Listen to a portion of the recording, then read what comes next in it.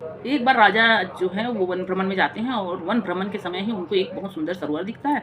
उस सरोवर में एक बहुत मनमोहक कमल खिला रहता है। तो राजा अज जो है उस सरोवर में उस कमल को लेने की इच्छा से घुसते हैं और उस कमल को लेने के लिए आगे बढ़ते हैं। जैसे राजा अज आगे बढ़ते जाते हैं, वो कमल पीछे जाते जाता है, मतलब राजा से दूर हटते जाता है।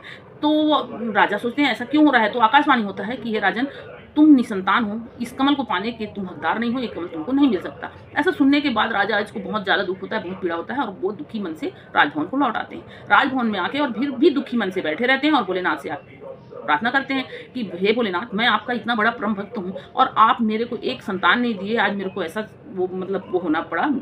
तो भोलेनाथ जी उनकी अर्चना सुनते हैं, उनकी पुकार सुनते हैं और धर्मराज जी को बुलाते हैं और बोलते हैं कि भाई आप एक काम करो, राजभवन में एक ब्राह्मण को भेजो।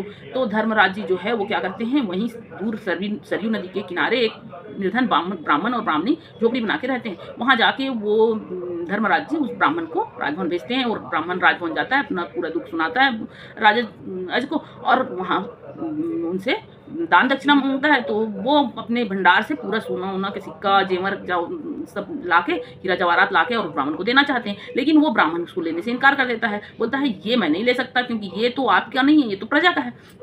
राजा बोलते हैं अच्छा ठीक है, ये प्रजा का है। तो वो अपने गले का हार निकाल के उस ब्राह्मण को देते हैं।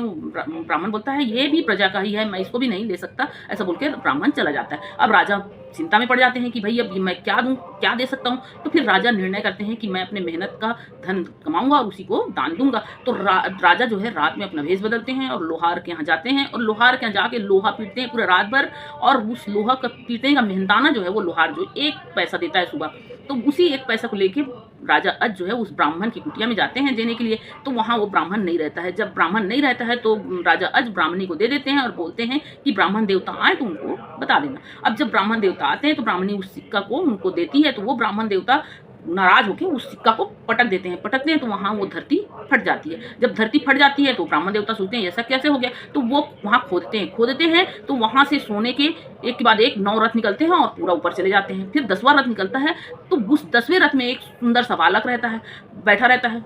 तो उस बालक को लेके और वो ब्राह्मण देवता ले जाके और राजा अज को देते हैं और बोलते हैं हे राजन, ये आपका ही पुत्र है, जो आप 1 पैसा दिए थे उसी से ये एक पैसे का ये बालक है, ये आपका बालक है करके दे के और आ जाता है। वही राजा दशरथ होते हैं दोस्तों।